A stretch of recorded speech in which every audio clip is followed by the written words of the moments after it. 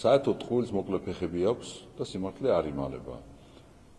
ნახევრად ნათქვამი სიმართლე არ ითვლება სიმართლედ. ეს ყველა ფრაზა არის პრაქტიკიდან გამომდინარე. შესაბამისად, თუ შენ არაფერი არ გაქვს დასამალი, ამ შემთხვევაში გერმანიის მთავრობაზეა საუბარი, საქართველოსთან მიმართებაში, მაშინ რატომ ბოლომდე არ ხსნი აი იმ ფაქტებს, რა ფაქტების შესახებაც არის კითხვები. ვის ჩაურიცხე, რამდენი ჩაურიცხე, რატომ ჩაურიცხე, რა შედეგი დადგა და იქნებ მადლობასაც გეუბნება ქართული საზოგადოება და გეტყვის, რომ არათუ ხელს შეგიწყოთ პირიქით, გთხოვთ, რომ ბევრი ფული გამოაგზავნეთ ასეთი მიზნებისთვის საქართველოში. თუ შენ ასეთი კეთილშობილური მიზნები გაქვს, მაგრამ როგორც თავში ვთქვი, ტყუილს მოკლე ფეხები აქვს. და ეხლა ქართული საზოგადოება ძალიან გაიზარდა და ხვდება ვინ არის მისი მეგობარი და ვინ არის მტერი.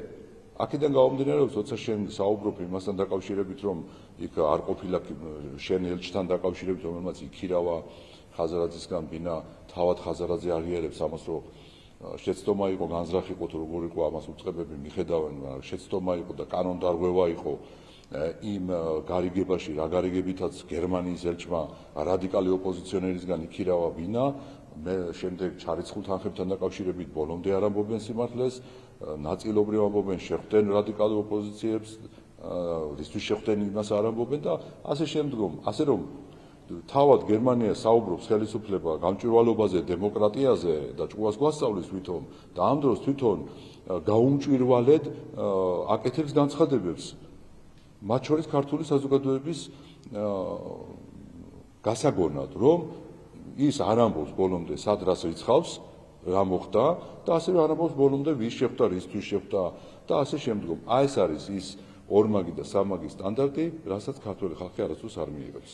გითხავთ საკონსტიტუციო სარჩელთან დაკავშირებით, საკონსტიტუციო სარჩელთან დაკავშირებით შევიდა სასამართლოში, თქვენი ოპონენტები ამბობენ, რომ ეს არის პოლიტიკური დევნა ოპონენტების. განადგუროთ ოპოზიცია, გინდა განადგუროთ განსხვავებული ხმა, გაათიშე და იბატონო ეს პოლიტიკა უნდა.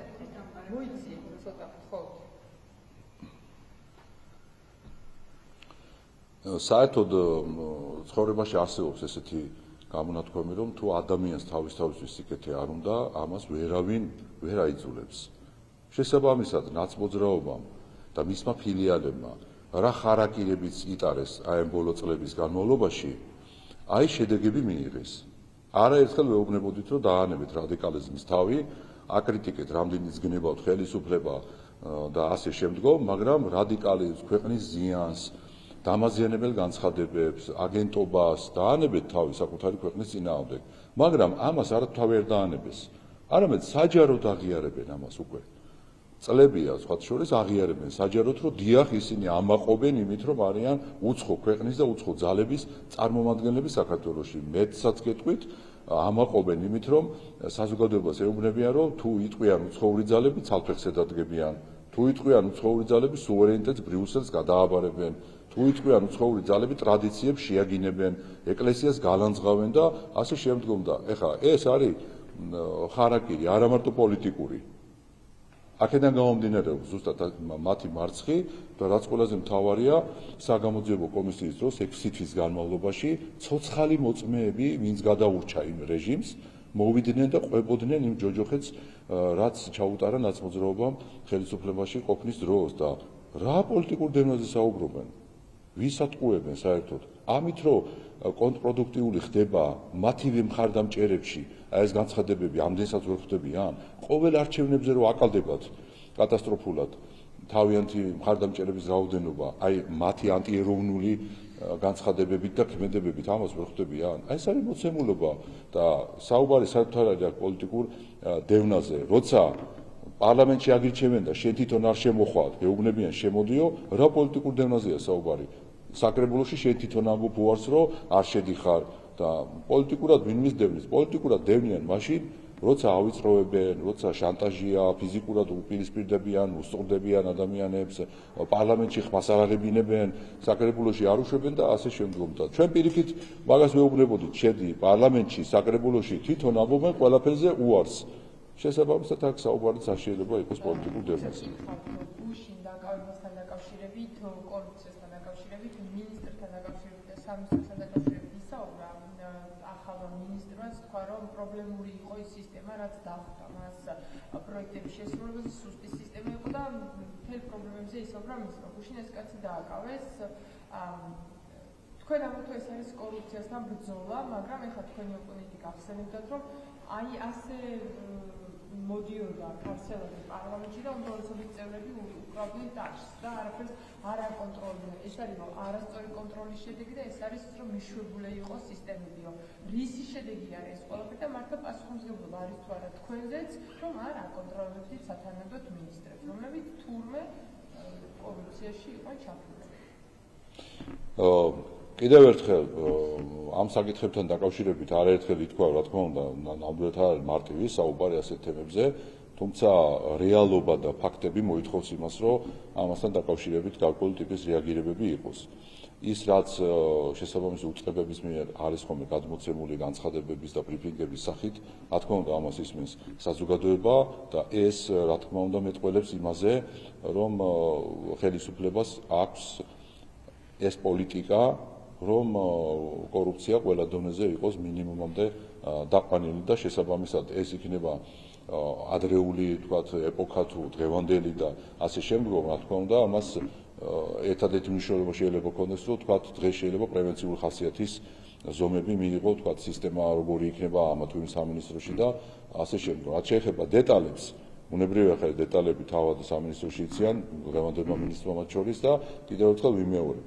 ეს არის ის მოცემულობა, რა მოცემულობაშიც დღეს მიმდინარეობს პროცესი, რომ კორუფციასთან ბრძოლა იქნება უალტერნატივო. რომ იყო პრობლემები და თქვენ რომ ვერ ხედავდით თუ არ ხედავდით, აქ პასუხისმგებლობა ვის?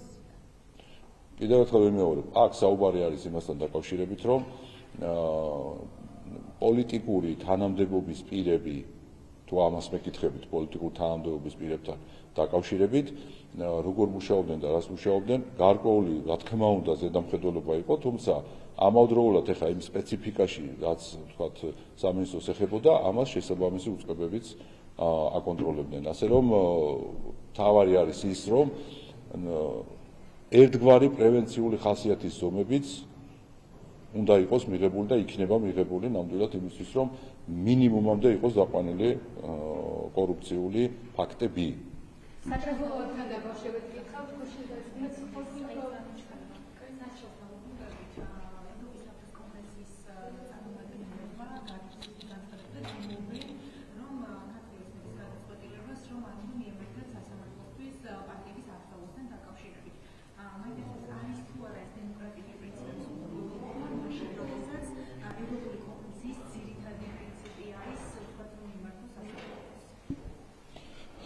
ჩვენ არაერთხელ გვითხოვს, რომ ნებისმიერი ტიპის საერთაშორისო აქტები, კონვენციები, რაც არის მიღებული, სადაც ადამიანის უფლებებზეა საუბარი, დემოკრატიაზეა საუბარი, პარტნიორობაზე, კანონის უზენაესობაზე და ასე შემდგომ, deep state-ური გაგება არის ასეთი. სადაც deep state-ის წარმომადგენელია, იქ არის მხოლოდ კონვენციაში უფლებებზე საუბარი და ჩვენზე მხოლოდ ვალდებულებებზეა საუბარი. ანუ ყველა ეს კონვენცია და უფლებები კარგია და უნდა მუშაობდეს, სადაც არის deep state და მის წარმომადგენლობა და დანარჩენ ადამიანებზე ვრცელდება მხოლოდ ვალდებულებები. თუ როგორ შეიძლება ხა სტამბულის კონვენცია იქნება თუ ნებისმიერი ტიპის კონვენცია, სადაც უფლება აქვს ადამიანებს, რომ სასამართლოს მიმართონ მუშაობდეს მხოლოდ იმ შემთხვევაში, როცა ეს აწყობს deep state-ს და არ მუშაობდეს იმ შემთხვევაში, როცა ეს არ აწყობს deep state-ს. ანუ სასამართლოს რომ მიმართავს ადამიანი ან მართალია ან ტყუანია, ამას სასამართლო გადაწყვიტავს. წინასწარ რატო საუბრობ იმასთან დაკავშირებით, ეს ისტორია არ არის, ეს ისტორია გადაწყვეტილება, ანუ რა გამოდის, რომ ევროპის საბჭოს ბიუროკრატიას წინასწარ აქვს უკვე ვერდიქტი გამოტანილი. წინასწარ იცის ეს არჩევი რო შევიდა, იყო იქ მტკიცებულებები საიმისო რომ დაკმაყოფილდეს თუ არ იყო. აი ესეც მეტყველებს არა მარტო ორმაგ სტანდარტზე, არამედ იმაზე, რომ აი deep state-ური გაგება დემოკრატიის სწორედ ასეთია. დემოკრატია არის იქ, სადაც არის deep state, მათი გაგებით. ამაზეა საუბარი, დიახ, ისინი წინასწარ ამბობენ იმას, ასე იყო გამჭვირვალობის კანონთან დაკავშირებითაც, კარგად ვიცით, რომ არც თვითონ წაუკითხიათ და ხალხსაც ეუბნებოდნენ, არ წაიკითხოთო. არ წაიკითხოთო, წაუკითხავი, კანონი გააპროტესტეთ თუ პირდაპირ ეუბნებოდნენ და ჩვენ ხედავდით, ხო, აქციაზე ხალხი იდგა და კანონი წაკითხული არ ქონდა. აი ეს არის მათი გაგება, გლობალური რომის პარტიის გაგება, რაც არ უნდათ, იქ არ შედიან შინაარსში. პირდაპირ თქვენ შინაარსი ჩვენი ველი არ არისო. იმიტომ რომ შინაარსში რო შევიდნენ, მერე წააგებენ ამ ყველაფერს და ეს არის მათი გაგება. ახლა სარჩელი შევიდა, არც წაუკითხეთ სარჩელი, არც იმ მტკიცებულებებზე საუბრობენ, რაც იქ არის და ახლა ჩამოვიდნენ და ახლა როგორი სამართლიანია და არ არის სამართლიანი, ჩამობრძანდნენ აქ და იმ მრავალ ასეულ ადამიანს და ოჯახს გაესაუბრონ, რომელიც საგამოძიებო კომისიაზე იყო მოსული და ისინი გაიგებენ მერე რა არის სამართლიანი და რა არ არის სამართლიანი. მადლობა. საკრებულოებთან დაკავშირებით კითხავთ, გუშინ დაიწყო საქართველოს მუშაობა, ნორმით როგორც დაყოფით და უნივერსიტეტში ხარჯებობა, რა შეიძლება მუნიციპალიტეტისთვის უკეთესობისგან მოხსნისგან რა შეგვიძლია. ჩვენ კარგად ვიცით, რომ მონაცემები რაც არსებობს დღეს, საკმაოდ წინ არის წასული მუნიციპალიტეტების განვითარება, ინფრასტრუქტურული პროექტები იქნება ეს თუ სხვა მიმართულებები, შესაბამისად მომდევნო 4 წლის განმავლობაშიც ბუნებრივად არის შესაძლებელი, რა თქმა უნდა, განვითარდეს მუნიციპალიტეტები და საკრებულოები, მათ შორის, რომლებიც, რა თქმა უნდა, იღებენ გადაწყვეტილებებს მუნიციპალიტეტებისთვის სასარგებლოდ, ეს იქნება ბიუჯეტის დამტკიცება თუ სხვა პროექტების დამტკიცება, ინფრასტრუქტურული, სოციალური, კულტურული და ასე შემდგომ. და ბოლოს აქციებთან დაკავშირებით მაინც ხედავთ შემოგვიყვება აქციები ყოველსაღამოს, რა შეიძლება ახსენებდა პროტესტს და სადამდე შეიძლება რომ საბოლოო ჯამში მივიდეს ეს პროტესტი. ნუ ზოგადად აქციები ხა დემოკრატიის შემადგენელი ნაწილია. ის რომ ყოველდღე შეიძლება რამდენიმე ადამიანი შეეკრიბოს და რამე გააპროტესტოს, ეს დემოკრატიის შემადგენელი ნაწილია. მთავარია აქ რომ კანონი არ დაირღვეს. თუ დაირღვევა კანონი, შესაბამისი რეაგირება იქნება. ეს არის აქ მოცემულობა თორემ. ხა აქციები შეიძლება სოფლიოს ნებისმიერ ქვეყანაში არის აქციები და საკმაოდ მრავალმასშტაბიანი და არა ისეთი თქვათ, თუნდაც როგორც არის ყოველდღე აქ რუსთაველზე, მაგრამ კიდევ ერთხელ ვიმეორებ, მთავარია რომ კანონი არ დაარღვიონ და ვხედავთ ჩვენ რომ კანონის დარღვევისთვის სადაც არის რეაგირება, იქ იკლებს ამ აქციის მონაწილეთა რაოდენობა, სწორედ იმიტომ, რომ ის მოთხოვნაც კი აღარ დაუფიქსირებიათ, ხო ხედავთ, რამდენი დღე და კვირა და თვეა რამდენი. იქ რო იკრიბებიან, აი მოთხოვნაც არ დაუფიქსირებიათ. ეს იმას ნიშნავს ზუსტად, რომ იქ მიდიან იმისთვის, რომ უბრალოდ გადაკეტონ რუსთაველის გამზირი. ანუ მიზანი ის აქვს, რომ გადაკეტონ რუსთაველის გამზირი. და ბუნებრივია, რომ ეს ახლა არც აქცია შეესაბამება, არც დემოკრატია შეესაბამება, აქცია ნიშნავს იმას, რომ გადიხარ რაღაცა საპროტესტებ და მე მხარდაჭერა უნდა მოიპოვო საზოგადოებისგან. და საზოგადოებისგან მხარდაჭერას როგორ მოიპოვებ რუსთაველის გადაკეთვისთვის. გადაკეტავენ რუსთაველს და 10 კაცი მაგალითად და ამბობენ, რომ აი მივახციეთ შედეგს.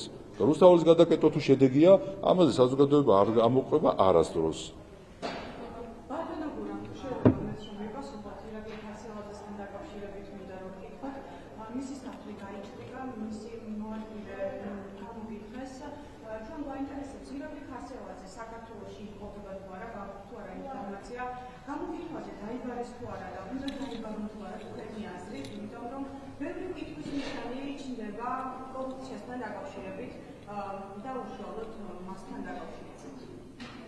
ნუ კიდევ ერთხელ ამ პროცესებთან დაკავშირებით ჩვენ არაერთხელ ვთქვით, რომ კორუფციასთან ბრძოლის პროცესში რა თქმა უნდა იქნება ასეთი ფაქტები და შესაბამის უწყებები ამას ბრიფინგის სახით, განცხადებების სახით საზოგადოებას აწვდიან.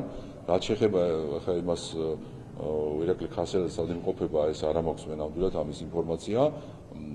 ამას შესაბამისად უწყებები მოახერხებენ და ჩვენ დაველოდოთ იმ გამოძიებას, რომელიც მიმდინარეობს ასეთი ტიპის საქმეებთან დაკავშირებით და ჩვენ ხედავთ, რომ გამოძიება კანონმდებლობის ფარგლებში საზოგადოებას აწვდის იმ ინფორმაციას, რაც აქვს და რასაც ჩათვლით საჭიროდ, რომ უნდა მიაწოდოს საზოგადოებას.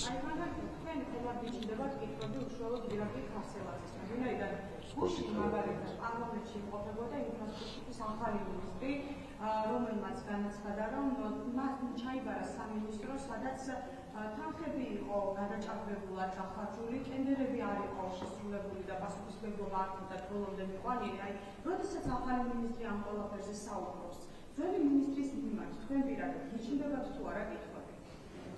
კიდევ ერთხელ, როცა ახალი მინისტრი საუბრობს იმას, რომ თქვათ, სისტემებში იყო გარკვეული ტიპის ხარვეზები და ასე შემდგომ, როგორც ჩანს, ამით დაინტერესდა სწორედ უწყება, შესაბამისი უწყებები და ამიტომ განხორციელდა როგორც ჩანს ეს საგამოძიებო მოქმედებები. ამიტომ ამბობ მე ამას, რომ ის უწყებები, რომლებიც ამ საქმეს აწარმოებენ, ფლობენ ამ სიტუაციას. ბუნებრივია, ისინი უნდა ფლობდნენ და არა ჩვენ. აქედან გამომდინარეობს ზუსტად ის, რომ ბრიფინგს ატარებენ, განცხადებას აკეთებენ იმასთან დაკავშირებით, რომ საზოგადოება იყოს კურსში თუ რა პროცესი, როდის და სად მიმდინარეობს. ფიქრობთ, რომ შეიძლება ირაკლი ხარცელაძეც დააგაო, როგორც ჯვანშერ ბუჯულაძე და ეკონომიკის მინისტრის მოადგილე მაგალითად. ფიქრობთ თუ არა შეიძლება დააგაო ირაკლი? მე მგონი კომენტარები კეთდება პოლიტიკოსებისგან პოზიციებზე და არა იმაზე, ვინ რას ფიქრობს მომავალში, როგორ იქნება და ამაზე ვიმარჩიებოთ. ხო, შევთანხმდეთ ამაზე. არსებობს გარკვეული ფაქტები და ამ ფაქტებზე კომენტარები არის. ეხლა დანარჩენი ეხლა უკვე თქვენი ინტერპრეტაცია არის, კარგად იცის საზოგადოება მხატვარი პირველის ინტერპრეტაციები როგორ დაერგება. ჯვანშერ ბუჯულაძესაც და დააგავეს და გამორიცხავთ, რომ შეიძლება ინფრასტრუქტურის მინისტრის ციხეში ჩასვა, რა? მე იმასაც არ გამოვირიცხავ, რომ TV პირველი აღარ იყოს ტელეეთერებში მათივე გადაწყვეტილებით. არც ამას არ გამოვირიცხავ, ხო, აღარ უნდოდეთ ტყუილების გავრცელება ხალხზე. არც ამას არ გამოვირიცხავ, მაგრამ ეს კითხვა ხო არ დაგისვიათ. ეხლა ხო ჩემი უფლებაა, რას გამოვირიცხავ და რასა. შემდეგ კითხვა თუ არ წავედ. მე მაინტერესებს. თავარი წეგრია. ერთი მინისტრი